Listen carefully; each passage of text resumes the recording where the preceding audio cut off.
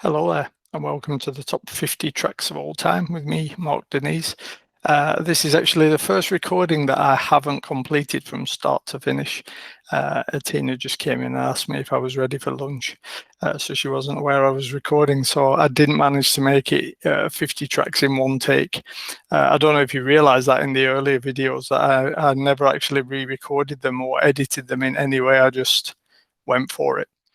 You're probably thinking that was so obvious with all your pauses and and distractions here and there. Of course, we knew, but anyway, I think they've gone okay. So we're at number 5, the very significant big 5. I mentioned in my mini trivia that these we move more into sort of like a biography. It's like things that have some importance in my life. It's not just a great song. I don't know if like I said in the trivia, I don't know if I can argue for all 5 here, but I can argue for 4 of them. This is one of the 4. It's a mover. It's also gone up, as a few around here are doing just now. And it's actually gone up 4 places. So it was number 9 in 2010. The interesting bit is then it was a dropper because in 2010 it had dropped 3 places from number 6. So in 2000 it was number 6, 2010 number 9, and now 2020 number 5. So this has been consistently in the top 10 for 20 years now. And when I first did the chart, it was 5 years old. Because it was released in 1995. Interesting thing about this is it's a US artist, and the album was actually released 1 day earlier in the UK than it was in the US. And I actually bought it when it came out, so I actually bought it before it was out in the US. Whether that means anything, I don't know. It's the 3rd one from the mighty Melancholy. As I mentioned earlier when we talked about tracks that featured more than once on the same album, that obviously the album has some significance. This has huge significance for me. This album I bought while studying at university and became a mainstay of my listening. I'm going to talk a little bit more about that soon as well. I think it's only fair to give you the track now. Those who've been around in the 2010 chart will know it's Galapagos, spelled incorrectly on the album, intentionally, I'm sure. And is actually the only one to feature on the first CD. Remember that 1979 and In the Arms of Sleep were tracks following each other on the second CD, which is titled Twilight to Starlight. This CD is actually called Dawn to Dusk, the first one. Galapagos being track 11 on there out of 14. So what is it about this first, and then what is it about the track? Well, as I said, I got into this at university. I mentioned that a few times now with other artists. For example, Radiohead The Bends is an artist I got into at university. Tom Waits I was introduced to at university. Tori Amos became more significant for me while at university.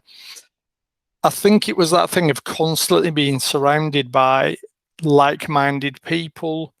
In that I mean, we all had a love of literature because we were studying English literature. So one of the things there was that we obviously had a thing for words. We obviously had a thing for texts and stories and lyrics and that kind of thing. So we're all interested in music as well, and not necessarily just I put this music on just to cheer me up, or I listen to this in the background. You know, a lot of people I talk to, especially at work, don't play a lot of music, and if they do, it's very much a background kind of thing. It's there and they're aware and they react to certain things, but I don't really think I've had that many serious music chats with colleagues at work in the way that I did when I was at university. And that obviously, it's that thing that things feed into each other. So the fact that I was constantly listening to music and constantly talking about music, and obviously there's a huge difference in lifestyle there, in that my days were made up of studying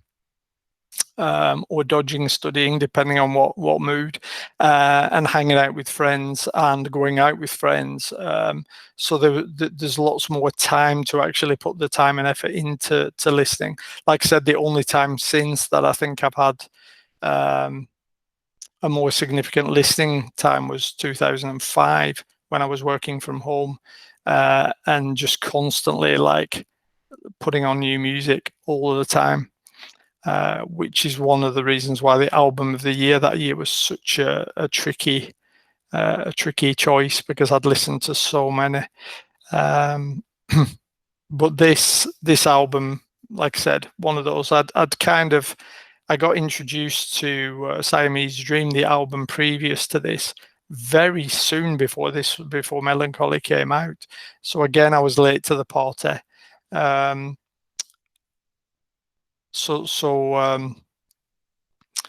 It was a case of listen to them.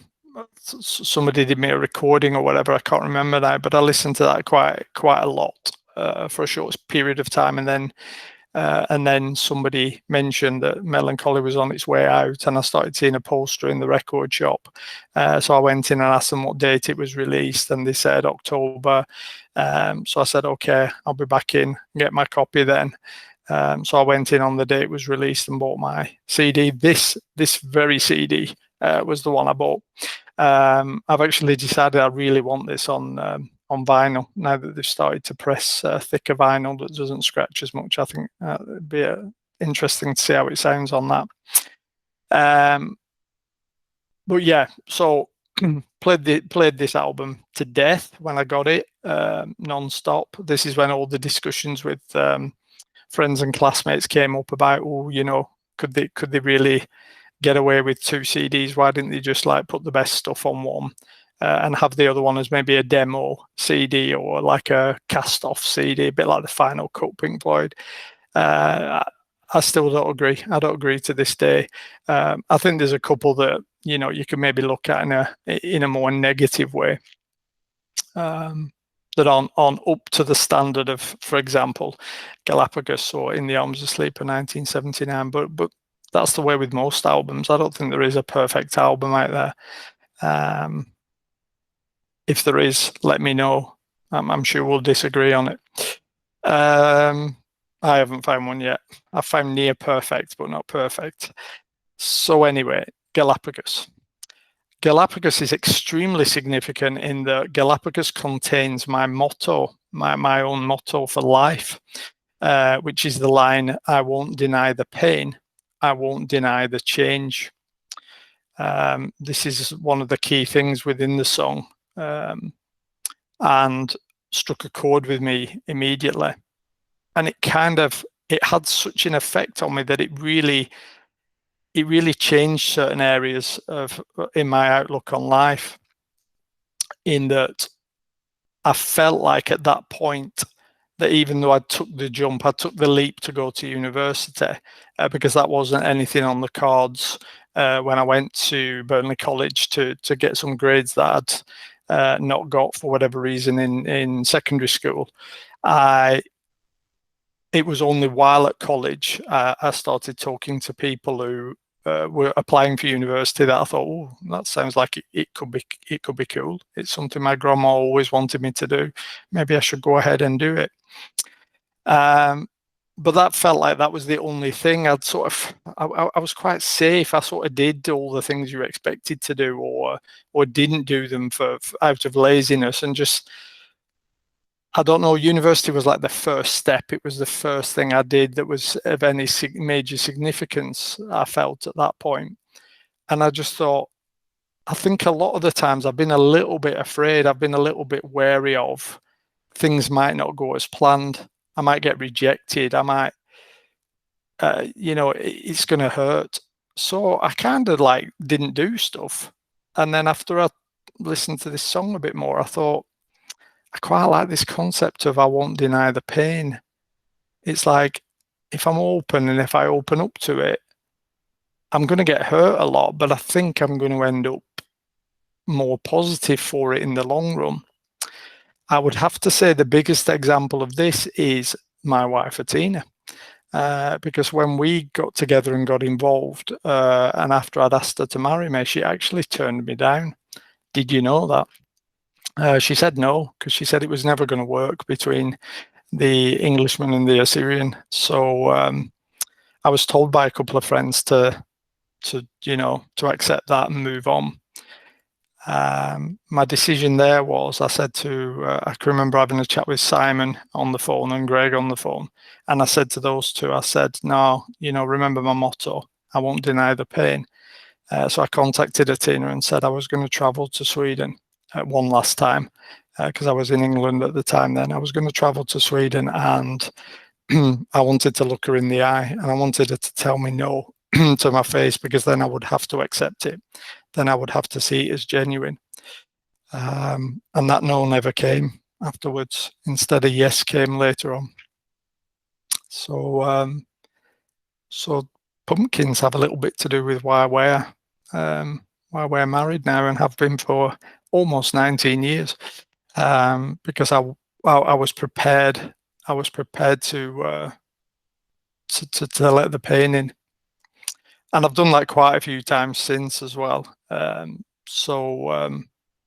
I feel like I'm the person I am today, and I'm the person I want to be today, because I've done that, because I've opened up. And there's people around me, either family members or friends, that I feel are struggling because of that, they're too scared of failure, or they're too scared of being hurt, so they don't open themselves up. And it's I understand them, but it's incredibly tough. And I'm glad I took the path I took. And this song has so much to do with that. Beautiful melody, beautiful lyrics.